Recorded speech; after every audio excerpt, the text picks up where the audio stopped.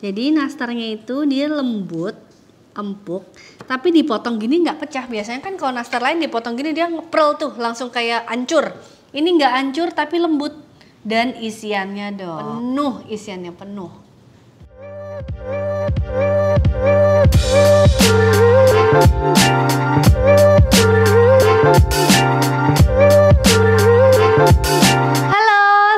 Kalis manis, kembali lagi bersama aku Ayu Wardojo. Karena ini udah masuk ke bulan Ramadan, nah jadi aku mau bikin cookies ya, cookies tradisional Indonesia. Jadi nanti ada beberapa series nih tentang cookies. Yang pertama, the one and only, yang paling famous, yang paling semua orang suka termasuk aku, nastar.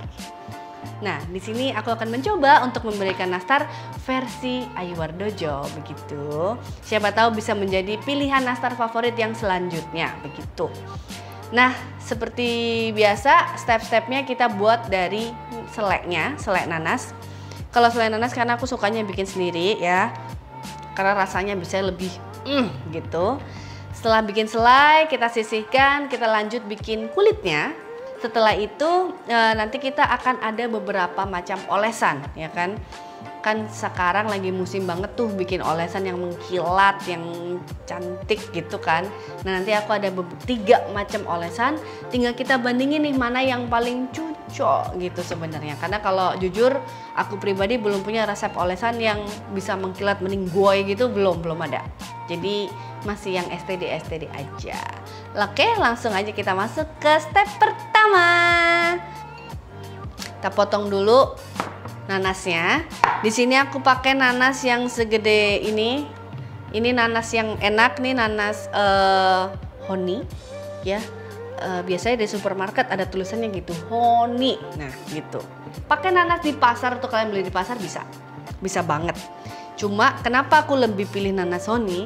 Karena dengan satu kayak gini itu bisa jadi sekitar 2,5 resep. Nah, seperti inilah si nanas honey itu tadi ya. Sebenarnya nggak harus, cuma ini kan resep ala aku. Jadi aku berusaha membuat yang sesuka aku gitu. Biasanya tradisionalnya ibu-ibu atau including my mom, mama aku juga dia suka diparut. Ya, tapi kan sekarang udah ada food processor ya bunda, jadi nggak usah diparut, dipakai food processor, pakai blender juga boleh. Kenapa aku bakal blender bersama dengan batang tengahnya ini untuk mendapatkan seratnya. Ini cuma aku kecil-kecilin aja, terus tinggal kita taruh-taruh aja. Mau pakai nanas madu yang kecil-kecil juga boleh. Oke, terus ini kita tutup. Ternyata dia agak ditarik gitu guys. Nah, oke, langsung kita putar.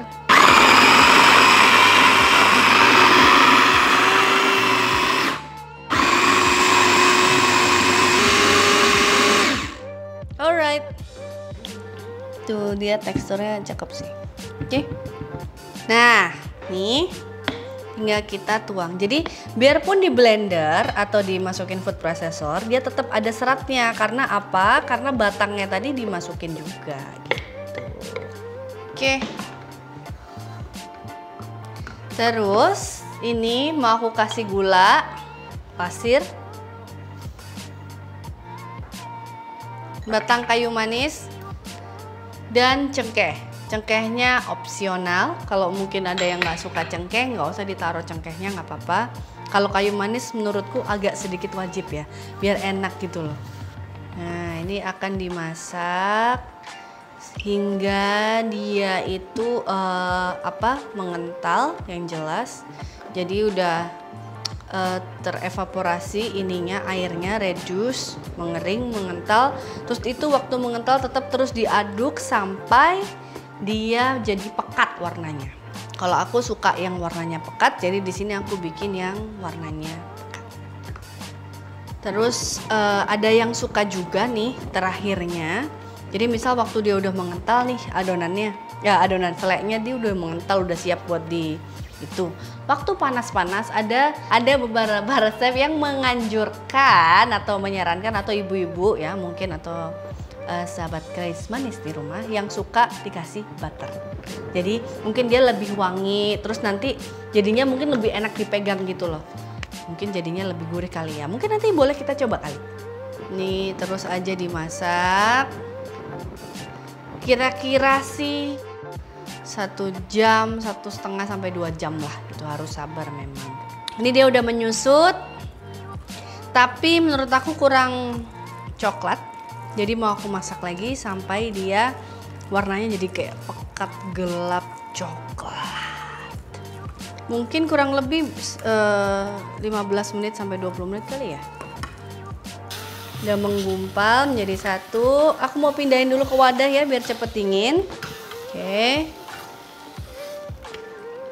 Ini ditaruh di wadah lain, nggak harus wadah loyang, nggak apa-apa. Tapi ini aku kasih loyang biar cepet dingin aja. Nah tadi kan kita mau eksperimen ya buat dikasih butter gitu. Karena beberapa orang sih aku lihat ada yang suka mencampurkan butter gitu atau margarin. Cuma kalau margarin kayaknya kurang ya karena asin. Jadi mending aku masukin butter. Di sini butternya aku pakai yang unsalted. Aku ambil sedikit ya, sebagian mau aku kasih butter. Cuma buat ngetes aja sih sebenarnya gimana sih gitu kalau dikasih butter. Karena jujur aku sendiri belum pernah ya. Nah kita kasih butter. Kita tes enak enggak nih nantinya. Ini masih panas jadi butternya pun akan meleleh dengan cepat. Jadinya sih memang lebih nggak lengket sih, enak gitu dipegang.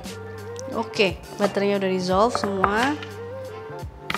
Tuh, dia lebih nggak lengket, lebih mengkilat, kelihatan nggak? Nah, yang ini ya karena memang dimasukin fat ya, jadi kan tuh. Oke, sekarang ini kita dinginin dulu, terus aku lanjut ke step kedua. Jeng jeng, kita masuk ke step kedua. Step kedua adalah proses buat bikin kulitnya atau adonan cookiesnya sendiri. Di sini ada 2 macam fat. Aku pakai butter dan margarin. Kenapa harus pakai butter dan margarin? Sebenarnya margarin ini itu kan dia lemaknya lemak nabati, ya. Kalau ini kan dairy. Jadinya kalau di adonan itu dia bikin body. Jadi nanasnya tuh nggak terlalu ringkih, nggak terlalu kayak pearl gitu banget. Jadi ada digigit tuh masih ada sek gitunya. Tapi bukan yang keras juga gitu. Ini aku butternya bukan butter yang wangi ya, butter biasa dengan margarin. Kalau mau pakai yang wangi, saranku sih kalau kalian mau yang super premium nastar ya, jadi ini margarinnya diganti butter.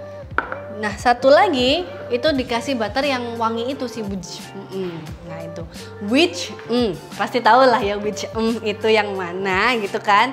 Jadinya dia wangi, cuma adonan kalian jadinya lebih lembek gitu karena nggak ada bodinya, jadi dimakan lebih copot, lebih pearl gitu. Dan biasanya kalau kalian bikin eksterior yang kayak apa, kalian kan suka yang kayak mengkilat tuh sekarang nastar gitu-gitu kan.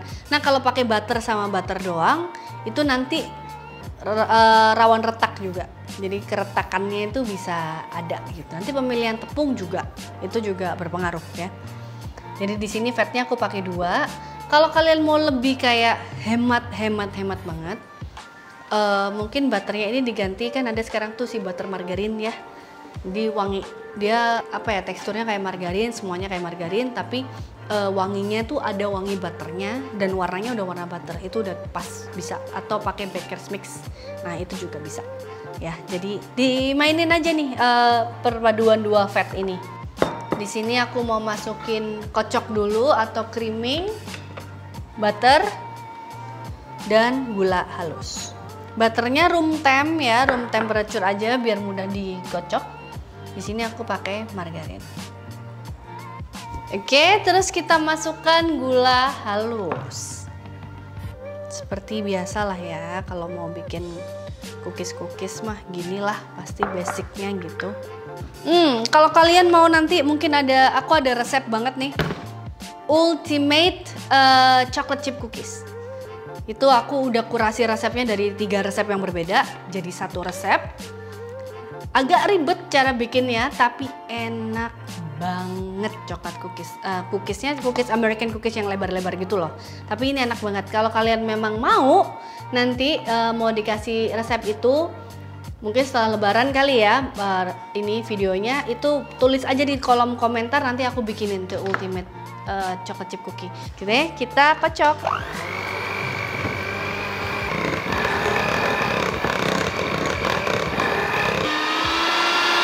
Oke, udah pucat dan fluff seperti ini, masih glossy juga. Kita tambahkan kuning telur. Kita kocok lagi.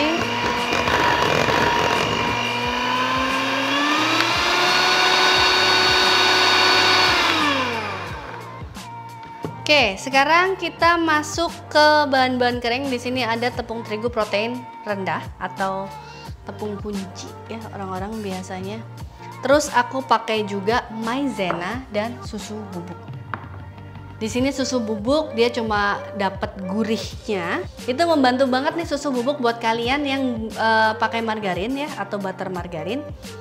Itu jadi lebih wanginya tuh ada dairy-nya gitu, ada susu gitu. Nah, untuk pemilihan tepung biasanya di resep-resep mungkin ada yang menggunakan tepung protein rendah, ada yang menggunakan sedang.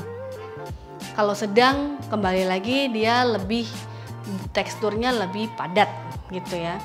Jadi glutennya itu kandungan glutennya lebih tinggi dibandingkan yang rendah. Gitu. Kalau rendah ini lebih rendah, jadi nanti cookies itu kenapa rata-rata cookies pakai tepung terigu yang protein rendah, karena dia lebih gitu, gitu, crumbly, lebih enak gitu. Kita masukkan dulu tepung terigu. Terus di sini aku pakai maizena juga dan susu bubuk. Susu bubuknya cukup banyak karena aku pribadi juga suka yang gimana ya, gurih, ada wangi susu gimana gitu kan. Ini kita aduk. Di sini aku aduknya pakai hand mixer aja. Tapi kalau kalian mau rubah tools ke rubber spatula boleh. Kalau pakai hand mixer gini nih.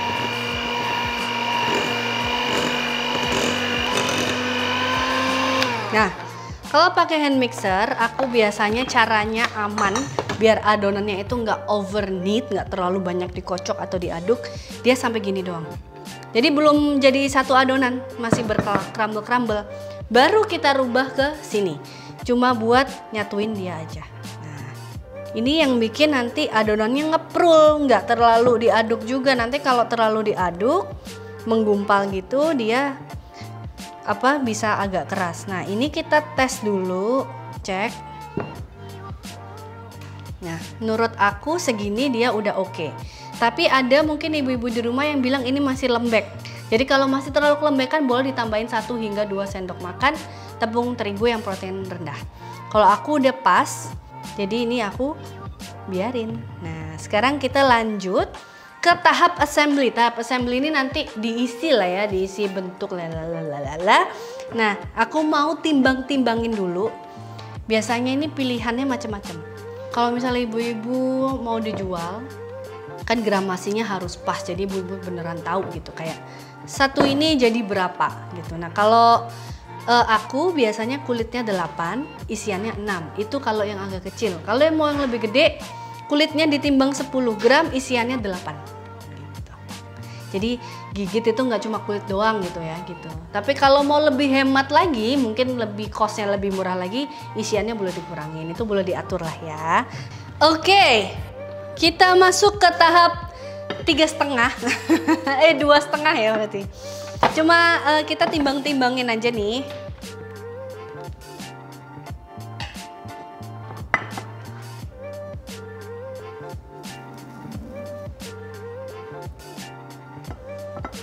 Ini kita timbang lagi. Nah, pas 6 ya Allah. Kalian udah bisa lihat ya bedanya ya, mana yang pakai butter dan mana yang tidak. Yang sebelah sini, ini dia nggak pakai, yang ini pakai butter, lebih mengkilat. Yang ini sisaan 2 lebih kecil. Satunya 5, satunya 4. Yang ini 4. Ini 5, ini 6. Terus di sini aku udah siapin loyang. Loyangnya di sini aku pakai kertas rotinya aku pakai silpat yang seperti ini. Kalau nggak punya silpat, kertas roti biasa bisa. Ini cuma nastar biasa ya pakai. Kalian udah pasti tau lah gimana. Nah sekarang yang selanjutnya aku akan menimbang adonannya. Tadi 6, adonannya kita coba di 8. Oke lah. Pas 8 nih segini. Kita coba ya, kita isi. Jadi memang lihat kulitnya tipis, isiannya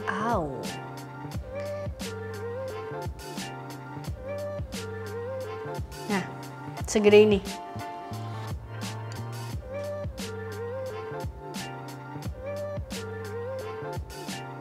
Terakhir. Udah. Sekarang ini akan aku oven suhunya 160 derajat api atas dan bawah. Jika tidak punya api atas dan bawah, jangan khawatir, tidak apa-apa. Pokoknya suhunya 160. Ovennya udah di preheat, udah dinyalain dulu dan dipanaskan, nggak cuma dinyalakan ya. Jadi panaskan sesuai suhu. Ini aku oven dulu selama 10 menit. Habis gitu aku keluarin, aku oles. Nah, nanti ini olesannya ini akan ada aku coba 3 macam olesan. Atau mungkin kalau kalian punya olesan-olesan andalan kalian, Kak pakai ini Kak biar mengkilat, pakai ini, tulis di kolom komentar di bawah. Jadi nanti yang nonton bisa sekalian sharing juga, bisa buat ilmu aku juga. Nanti aku pakai 3 macam, kuning telur sama susu, kuning telur sama kental manis, kuning telur sama madu. Langsung kita masukkan dulu ke dalam oven. Wow, ini nastarnya gede sih, enak sih. Me like it. Nah, seperti yang tadi saya janjikan kepada para pemirsa Kalis Manis semuanya, ini akan ada 3 macam olesan. Yang pertama dengan susu cair. Kita aduk. Kalau aku lihat sih di toko bahan kue sekarang udah ada ya yang jual udah jadinya gitu, instannya si olesan yang mengkilat gitu. Cuma waktu aku coba ya menurut aku masih kurang ya gitu. Mungkin jadi boleh banget di share nih, siapa tahu punya resep untuk bikin olesan yang mega super mengkilat. Udah yang sama susu, sekarang kuning telur sama madu.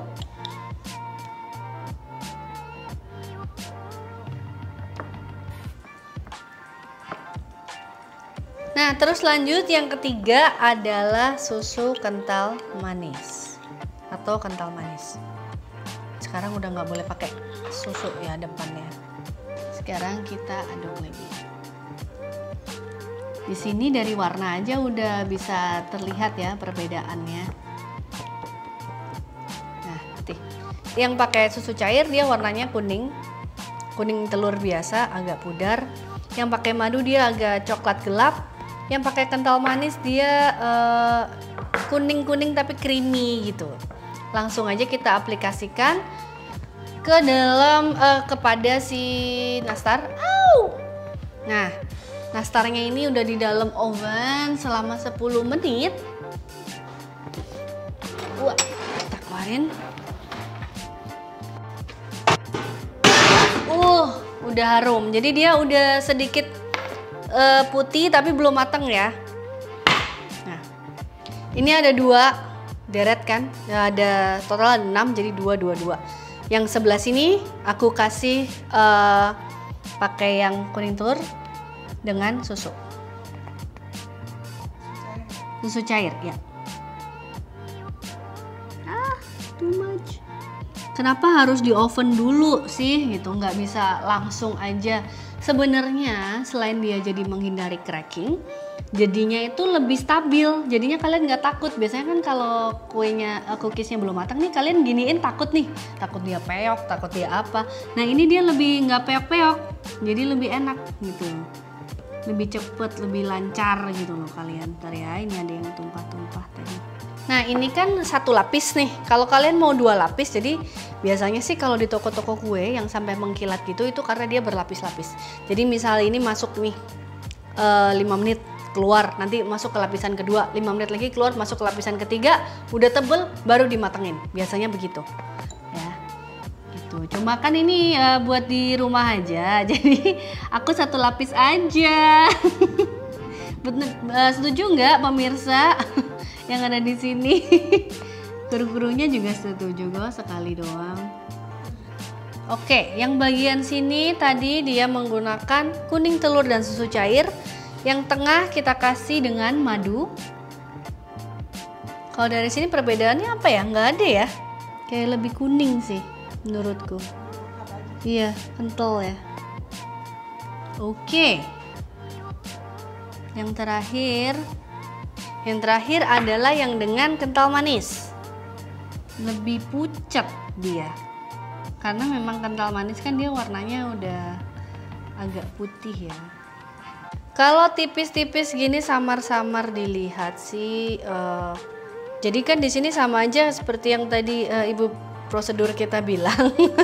Di sini kita nyampurin 3 macam kandungan gula ya. Ada yang madu, ada yang kental manis. Jadi nanti kita coba. Sekarang kita oven lagi masuk. Suhunya sama sampai dia matang. Kurang lebih ya 15 menitan lagi lah atau 20 menitan lagi.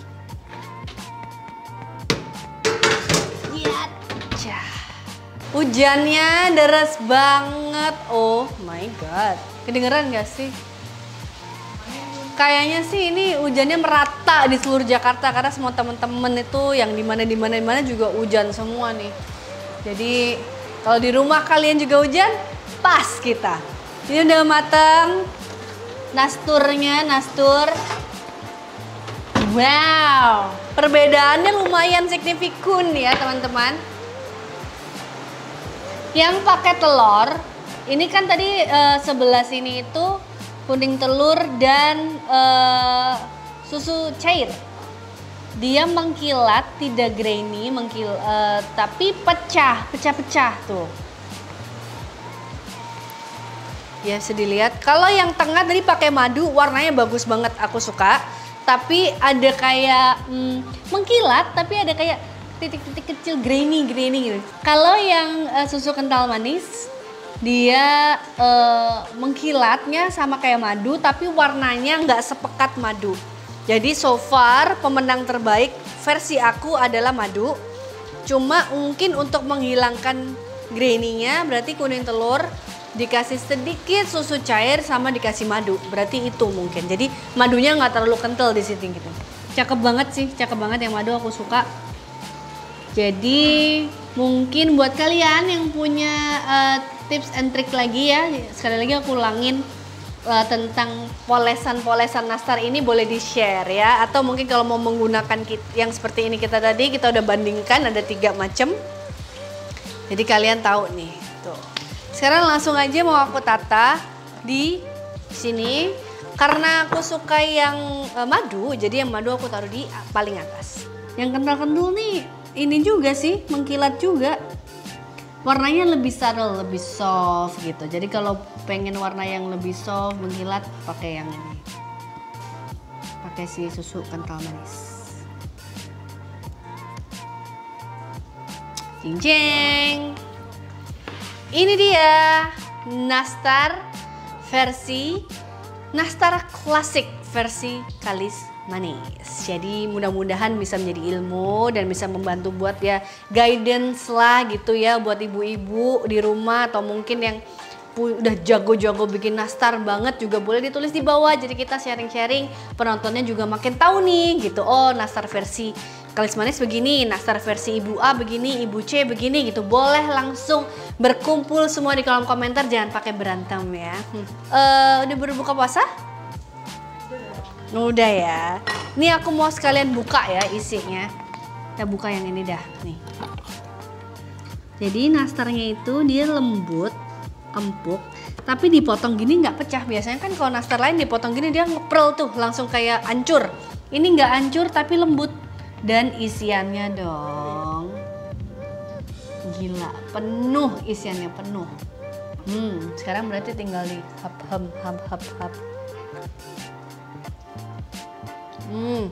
Dia pun digigit, dia tetap hold its shape. Biasanya kan kalau udah digigit dia hancur tuh, ngepel. Ini nggak tetap berbentuk, tapi lembut adonannya, bukan keras. Nah, enak.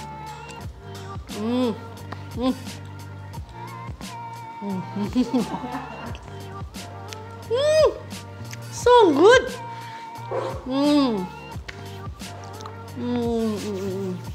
Terus isiannya pas, manisnya pas, spice-nya pas, rempah-rempahnya pas banget.